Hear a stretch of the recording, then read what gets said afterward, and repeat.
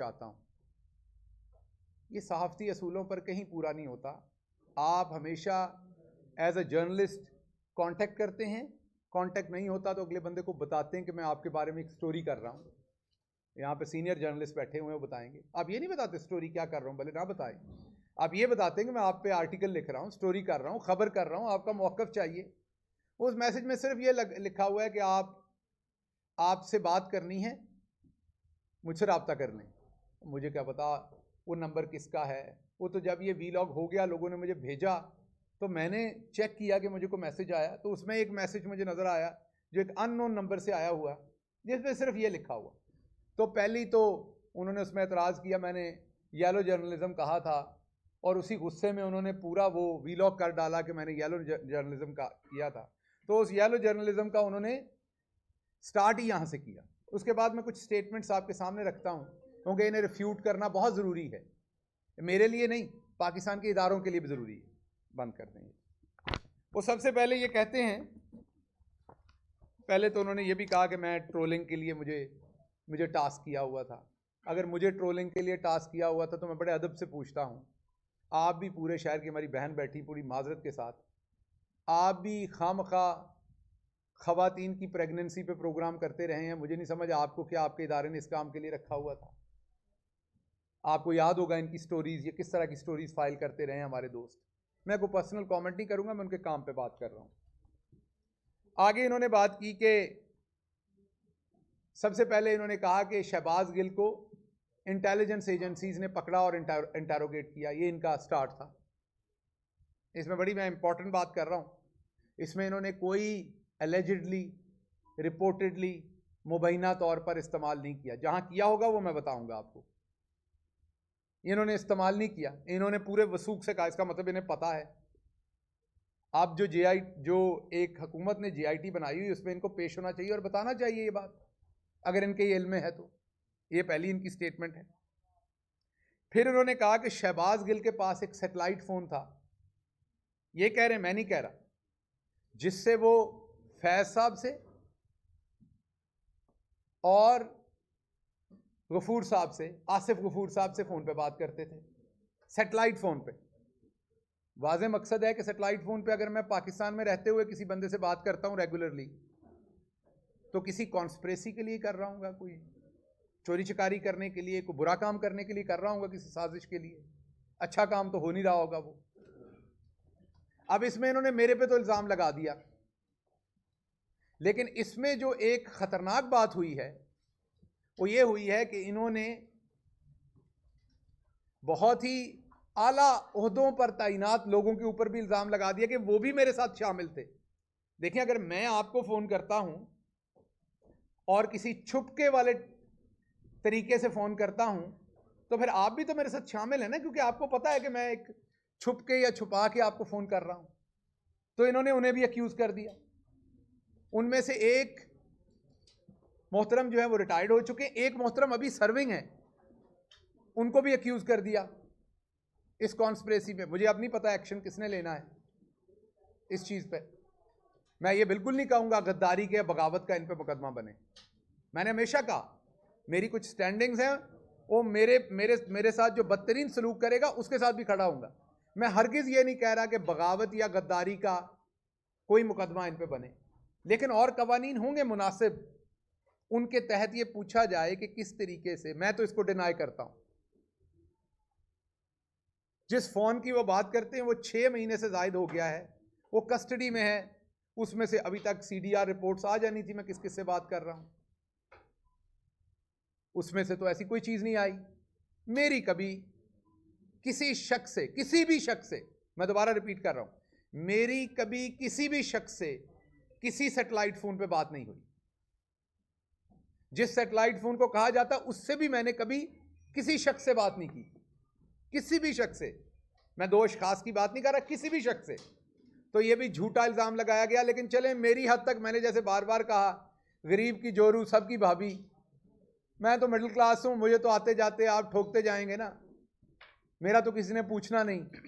लेकिन अब आपने, वो कहा जाता है रेड लाइन, अब आपने वो रेड लाइन क्रॉस की है। मैं देखना चाहता हूँ कि रेड लाइन सिर्फ इस्माइल गिल का पोता क्रॉस करे तो तभी कुछ होता है, या इन बहुत बड़े ताकतवर मीडिया हाउसेस में बैठे अगर कोई दोस्त करते हैं तो उनको चले। मैं ये नहीं कह रहा वो वाले केसेस रजिस्टर्ड हो, मैंने पहले कहा उनके मैं हक में नहीं हूं, लेकिन पूछगिछ तो होनी चाहिए, कुछ सबूत होगा इस बात का।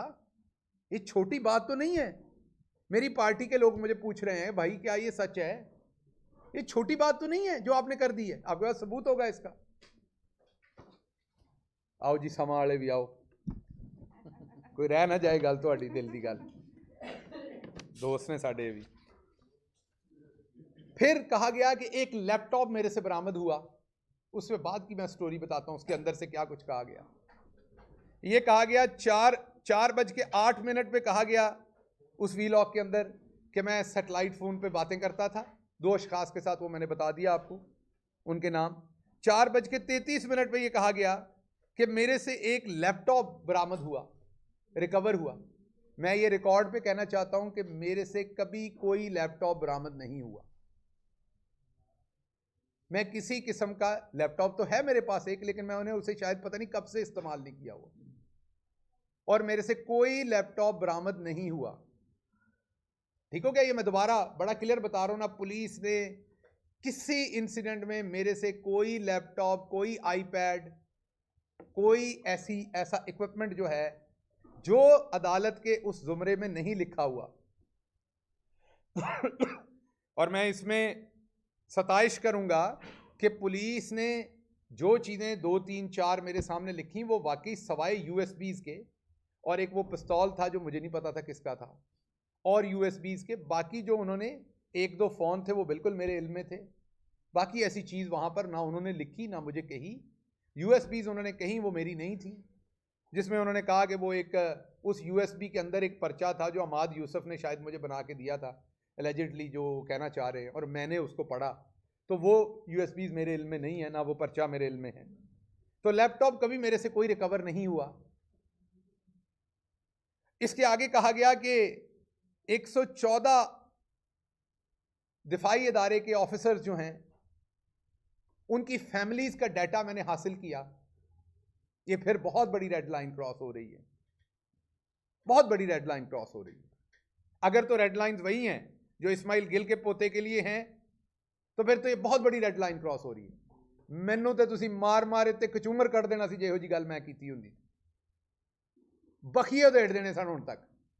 सो ये रेड लाइन फिर क्रॉस हुई है बहुत बड़ी। 114 दिफाई इदारे के अफसरान की फैमिलीज का डाटा मैंने हासिल किया, और हासिल कहां से किया, उन्होंने नॉमिनेट भी कर दिए 2 बंदे कि जी या चेयरमैन नादरा से किया होगा, या एक डीजी होते हैं उनका नाम शायद मुजफ्फर के जफर लिया गया, वो आप चेक कर लीजिएगा, उन्होंने लिया उसमें। ये उन्होंने किया 4:33 पे। ये कहा कि 114 ऑफिसर्स की फैमिलीज के मेरे पास डाटा था, और 6 मिनट और 41 सेकंड पे बात शुरू हुई जिसमें कहा गया कि वो जो डाटा 114 फैमिलीज का मेरे पास था जो मैंने हासिल किया, उसके ऊपर मैंने फेक ट्विटर अकाउंट बनाए, ये कहा गया। और उन फैमिलीज के नामों पर, जो दिफाई इदारे के अफसरान की फैमिलीज के नामों पर जो उनके 114 लोगों के डाटा था, उनके नाम पे जाली अकाउंट बनाए गए, और उन अकाउंट से जाली मवाद स्प्रेड किया गया जिसमें से प्रो पीटीआई मवाद बताना था। ये 6 मिनट और 41 सेकंड पर बात की गई। ये दोनों बातें बिल्कुल झूठ हैं, बेपर हैं, बेपांव हैं, क्योंकि ना कभी कोई लैपटॉप रिकवर हुआ, ना मैं इस मुजफ्फर और जफर साहब को जानता हूं, ना मैंने नादरा के चेयरमैन या डीजी वो जो भी होते हैं उनसे कभी कोई डाटा लिया, ना मेरे पास किसी का कभी डाटा रहा, ना मैंने किसी का सोशल मीडिया अकाउंट बनाया, ना मैंने उससे कुछ स्प्रेड किया, ना मेरे इल्म में है कि ये 114 लोगों का कौन सा डाटा है, किसके पास है। ये फिर एक रेड लाइन क्रॉस की गई है, और यहां तक रिपोर्टेडली, एलिजिडली, मुबैना तौर पर कहीं इस्तेमाल नहीं हो रहा।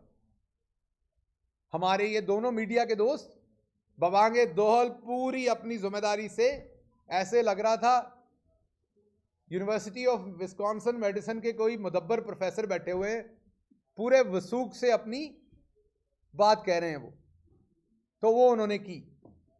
मैं उसको डिनाई करता हूं कैटेगोरिकली, रिफ्यूट करता हूं इन द स्ट्रॉन्गेस्ट वर्ड्स, और ये कहता हूं कि ये रेड लाइंस क्रॉस हुई, इनके ऊपर कार्रवाई होनी चाहिए। फिर 7:05 पे ये कहा गया कि ये डेलीगेटेड थी, नाम नहीं लिया गया, लेकिन एम्प्लॉय था कि वहां से एम्प्लॉयड उसका कि मेरी लीडरशिप ने मुझे डेलीगेट किया था ये टास्क के फेक अकाउंट्स बनाए। रिफ्यूट करता हूं, गलत है ये बात, ये दरोग गोई है, मुकम्मल झूठ है। लैपटॉप से लेके आगे तक पूरी चेन में किसी बात में कोई दुरुस्तगी नहीं है। आगे इन्होंने 7 मिनट और 28 सेकंड पे कहा कि शहबाज गिल ने एडमिट किया जब इंटेलिजेंस एजेंसीज के लोगों ने उनको इन्वेस्टिगेट किया तो उसमें उन्होंने एडमिट किया। ये 7 मिनट और 28 सेकंड्स के ऊपर ये बात कही। मैं इस बात को भी डिनाई करता हूं कि मैंने कोई ऐसा एडमिशन किया, क्योंकि ऐसी बात कोई थी नहीं कभी, तो उसको मैंने एडमिट क्या करना था? ना लैपटॉप था, ना 114 डाटा था, ना कोई फेक अकाउंट्स बने थे, ना कुछ स्प्रेड हुआ था। लेकिन इसमें ये एक बात कह रहे हैं, दोबारा से सेकंड टाइम कह रहे हैं कि इंटेलिजेंस इदारे मुझे जो हैं वो इन्वेस्टिगेट कर रहे थे। ये फिर ये क्लेम कर रहे हैं, ये तीसरी रेड लाइन क्रॉस कर रहे हैं। इनको पूछना चाहिए इस पे, लेकिन यहां इन्होंने रिपोर्टेडली का वर्ड यूज किया पहली दफा। इस स्टेटमेंट के साथ इन्होंने रिपोर्टेडली किया, और फिर उमर चीमा साहब ने बड़े खसियाने तरीके से उनसे पूछा ये रिपोर्टेडली का मतलब क्या है। तो मेरा भाई अब गुस्सा कर जाते, मैं फैसलाबाद से हूं, तज़हीक के लिए मजा नहीं करता, वैसे हमारे अंदर मजा होता है। यकीन कीजिए, आपको लगता है तज़हीक के लिए कर रहा हूं, हमारे अंदर मजा होता है। तो मेरा जो दूसरा भाई था, उनके मुंह के अंदर इतनी गुंजाइश नहीं है कि वो मुबैना तौर पर कहें, फंस सकता है ये लफ्ज उनके मुंह में। ये तज़हीक के लिए नहीं कह रहा, फैसलाबादी हूं, मजबूर हूं। तो उन्होंने बड़ा पूरी अपने फेफड़े फैला के पूरे जोर से वो मुबैना तौर पर बाहर निकाला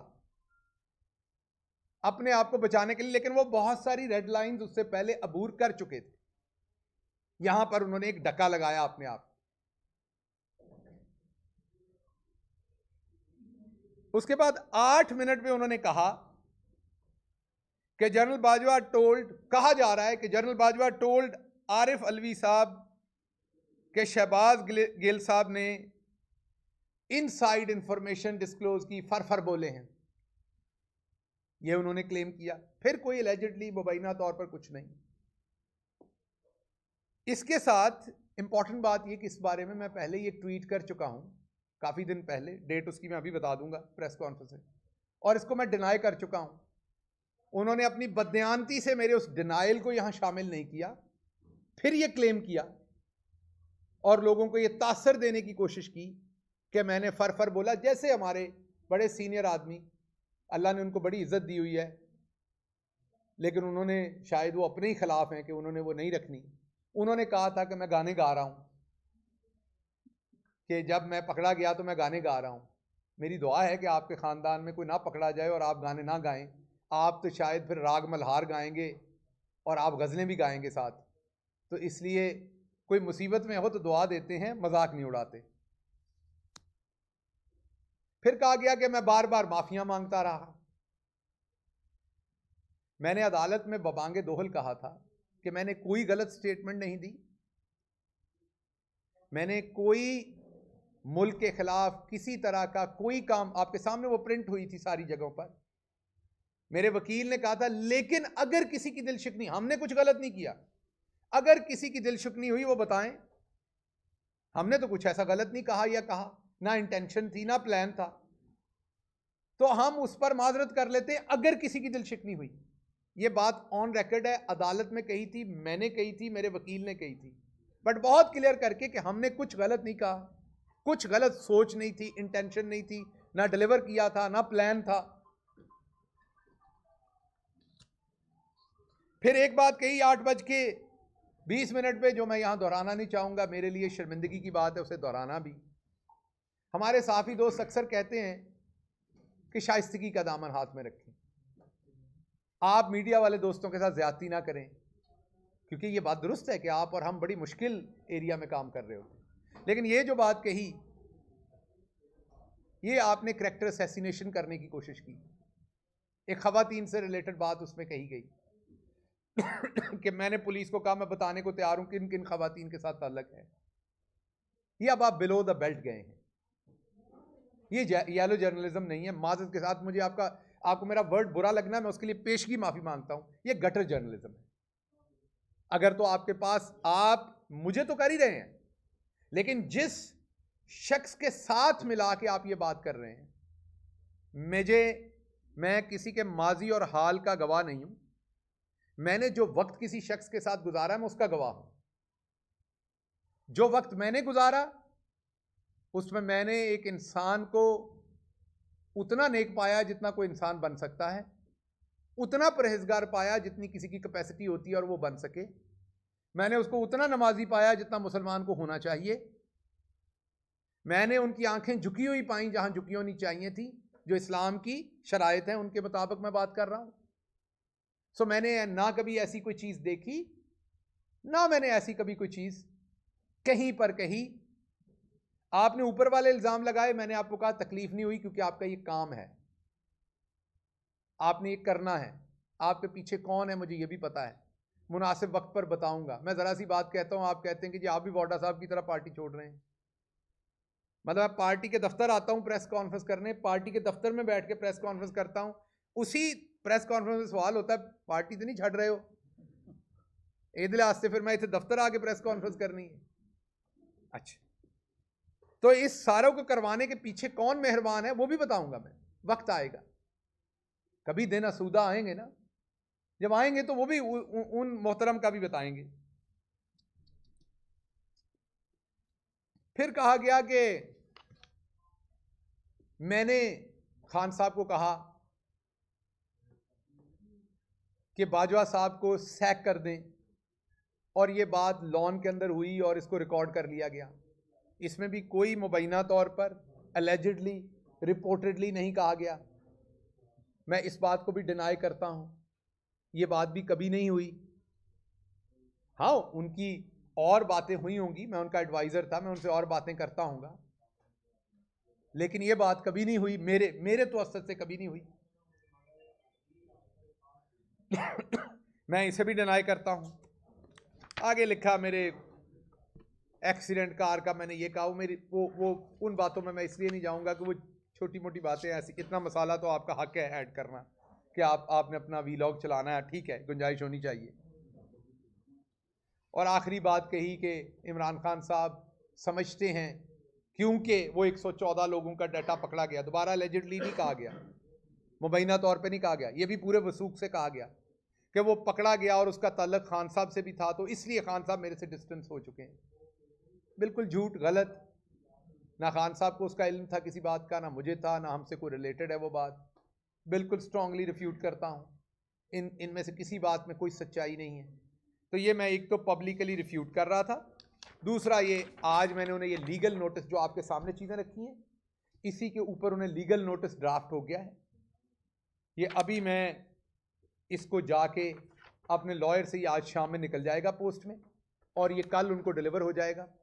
ये लीगल नोटिस जो है ये सर्व हो जाएगा मेरे वकला की तरफ से। 14 दिन के अंदर मैं पब्लिक अपॉलॉजी चाहूँगा। जिधर जिधर रेड लाइन के ऊपर वाइट चूना होना वो देखना चाहूँगा कि होता है कि नहीं।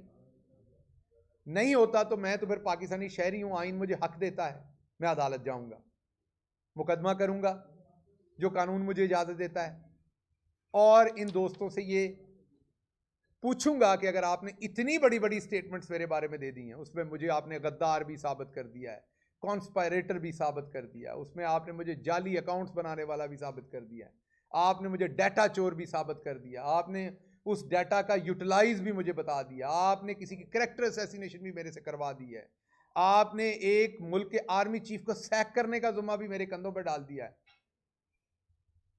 तो कुछ तो सबूत होगा ना आपके पास। मेरा नहीं ख्याल आप दोनों खांसी का सिरप पी के बैठे ये वीलॉग कर रहे थे, कुछ तो सबूत होगा ना इतनी बड़ी बातें करने का। मैंने आपको कहा चलो मैं मिडिल क्लास ही सही, आप ऐसी बातें बिलावल के बारे में नहीं कर सकते, हमजा शहबाज के बारे में नहीं कर सकते, किसी और बड़े आदमी के बड़े बेटे के बारे में, शहजादे के बारे में नहीं कर सकते, किसी शहजादी के बारे में नहीं कर सकते। चलो यार मेरे बारे में कर सकते हो तो कम से कम आप उसका कोई सबूत तो रखते होगे ना।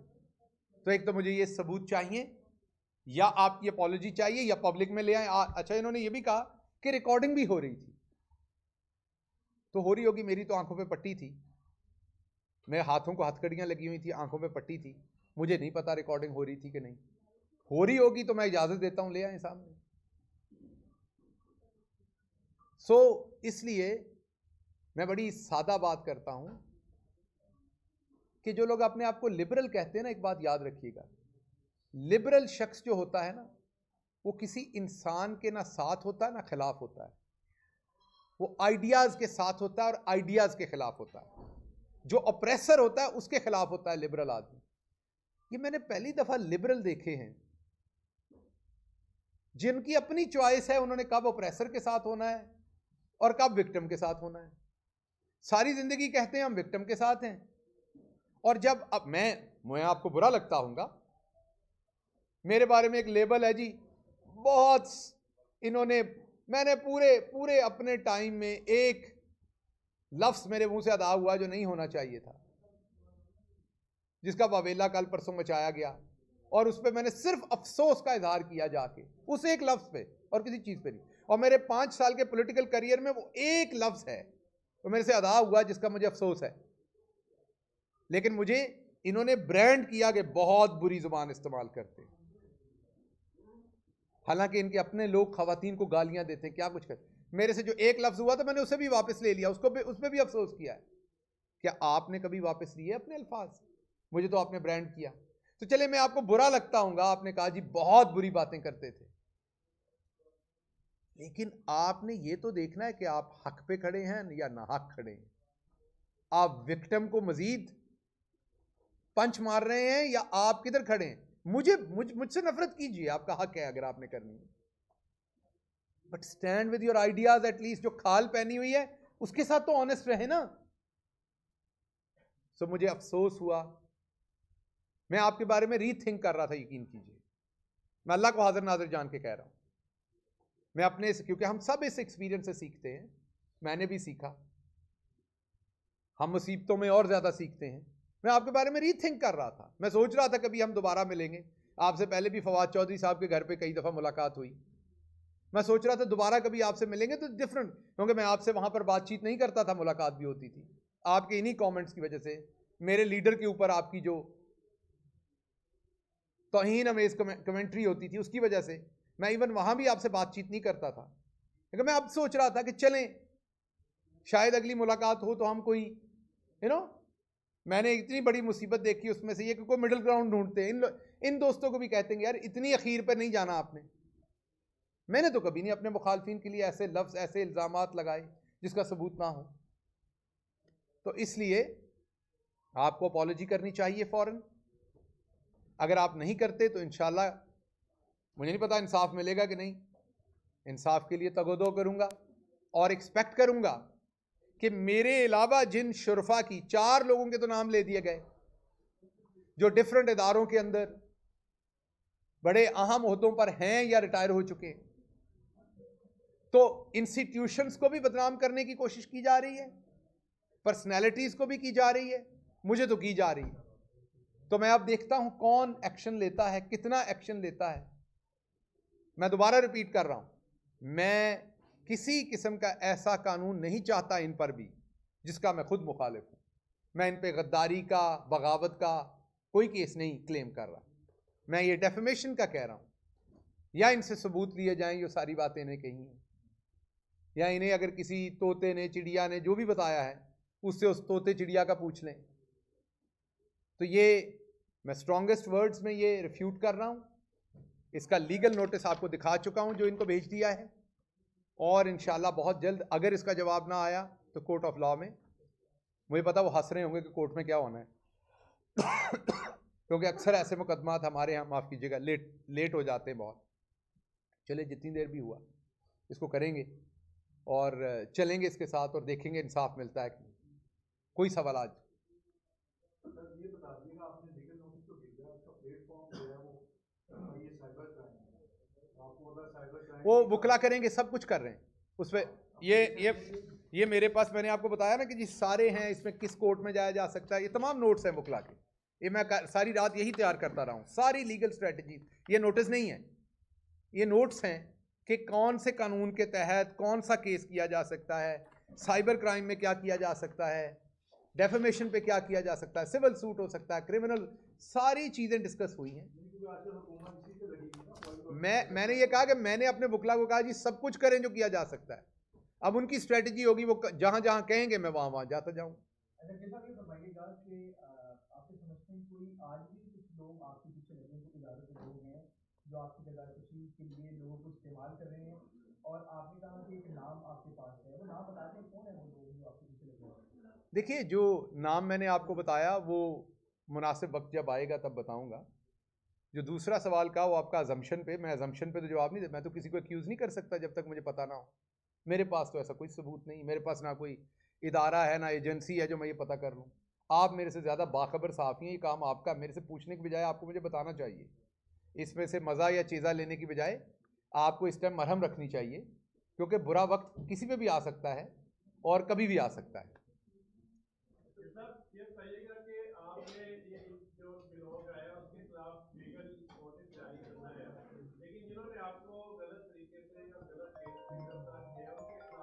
सुप्रीम कोर्ट में मेरा केस पड़ा हुआ है।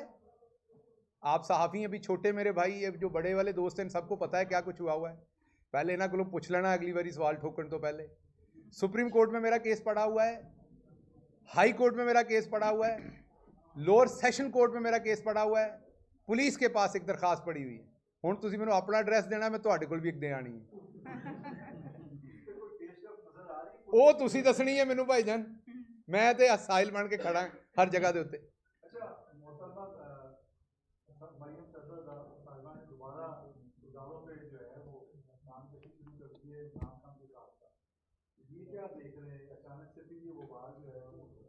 देखिए, बाजी हमारी जो हैं वो बड़ी मुस्तकिल मिजाज हैं। एक बात मैं सबसे पहले कहूँगा कि सफदर साहब का एहतराम मेरी नज़रों में बड़ा है। कम से कम उन्होंने सच बोला है। उसकी शायद वजह यह कि वो शरीफ ख़ानदान से नहीं है, बाहर से हैं, इसलिए उन्होंने सच बोला है और नज़र आया है कि वो ख़ानदान के बाहर से हैं। बाजी ने उनको ना सिर्फ स्नब किया है, बल्कि उनके इस, अगर ये कहीं शहबाज गिल की स्टेटमेंट पे मेरी पार्टी ने कह दिया होता ना, वो तूफान आ जाना था, तूफान आ जाना था, फट जाना था, टीवी हर शय फट जानी थी। बाजी ने अपने शौहर के बारे में ये कहा है, जो मुस्लिम लीग यूथ के प्रेसिडेंट हैं, अभी भी हैं शायद, अभी नहीं, अच्छा रिजाइन कर दिया, लेकिन थे, पार्टी के एक्टिव लीडर हैं, हर जलसे पे स्टेज पर होते हैं। उनके बारे में कहा ये उनका ज़ाती बयान है, पार्टी का बयानिया नहीं है। पहले घर च अपने वो जैसी घड़ियां दी सूइयां मिलाई दियां सन ना, पहले घर च सूइयां मिला लो। तुसी कौम नू की एक पेज ते ले आना है, आप लोगों ने कौम की क्या नुमाइंदगी करनी है? आपके तो घर में इत्तफाक नहीं है, आप पहले घर में इत्तफाक कर लें। मैं उस कोई घरेलू सिस्टम के हिसाब से नहीं कह रहा, मैं पॉलिटिकल आइडियोलॉजी पे कह रहा हूँ। पार्टी पूरी आइडियोलॉजी पे खड़ी है ना। अब अगर मेरी पार्टी की लीडरशिप एक बात कह रही हो, मैं दूसरी कर रहा हूँ, तो मैं पार्टी का हिस्सा तो नहीं हूँ फिर। तो फिर या तो सफदर साहब को पार्टी से फारिग किया जाए कि वो पार्टी का हिस्सा नहीं है, और या फिर जो वो बात कह रहे हैं उसे सुने, अंदर डिबेट करें। हो सकता है वो काम की बात लगे, शायद खकान अब्बासी साहब की भी बात सुने, मिफ्ता इस्माइल की भी बात सुने। मैं ये नहीं कह रहा उनको निकाल दे, बात तो सुने उनकी, हो सकता है उनकी बात में कोई दम हो। मैं तो अपने चेयरमैन से अभी बड़ी खुल के बात करते हैं, जो हमें लगता है सही है या गलत है हमारी पार्टी, वो सुनते हैं, उनकी मेहरबानी, मौका देते हैं। उसके बाद लीडरशिप जो फैसला करती, फिर पार्टी के साथ आपने होना था। बात तो सुने लोगों की यार, आप लोग भी। तो इसलिए बाजी ने जिस तरफ अब तोपों का रुख करना है, बाजी ने उधर ही करना है। लोगों को शायद पता नहीं है कि जब पाँव जलते हैं तो लोग अपने ही बच्चे नीचे ले लेते हैं। तो मेरा ख्याल वो वक्त हुआ चाहता है। तो हमने तो पूरी ज़िंदगी जहाँ मोहब्बत की थी, उसका सिला जो हमें मिला है, तो पूरी ज़िंदगी की थी, कोई पॉलिटिकल लाइफ में आने के बाद नहीं। तो बचपन में घर से सिखाया ही ये जाता है। तो हमने तो जो मोहब्बत की थी उसका हमें जो भी सिला मिला, क्योंकि ऑटो पे सिस्टम लगा हुआ है, हमसे तो फिर वापस मोहब्बत ही मिलनी है, लेकिन इधर से जो मिलना है वो मैं सिर्फ ये कहूंगा, एक शेर पढ़ूंगा, ना पूछ के क्या हाल है मेरा तेरे पीछे, ना पूछ के क्या हाल है मेरा तेरे पीछे, तू देख के क्या रंग है तेरा मेरे आगे।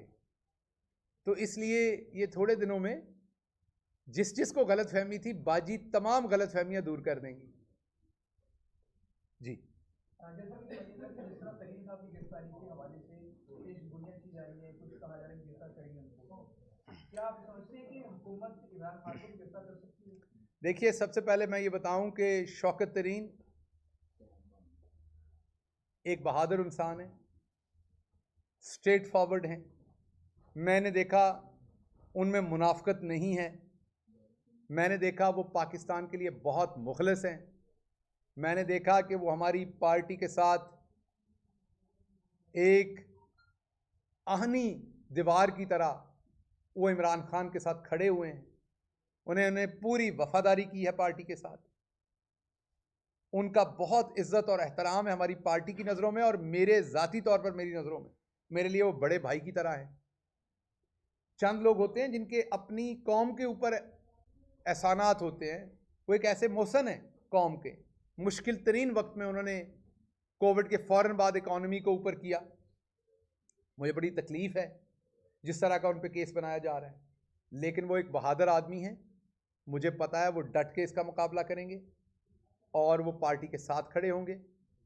हस्बुनल्लाह व निअमल वकील, इंशाअल्लाह मेरे अल्लाह रब्बुल इज़्ज़त की ज़ात रहम करेगी उनके ऊपर और रास्ते निकालेगी।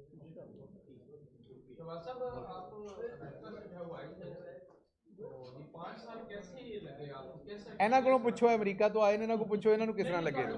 ਇਹ ਅੱਜ ਹੀ ਆਏ ਨੇ, ਪੁੱਛੋ ਤੇ ਸਹੀ, ਇਹਨਾਂ ਨੇ ਮੇਰੀ ਉੱਥੋਂ ਦੀ ਜ਼ਿੰਦਗੀ ਵੇਖੀ ਹੋਈ।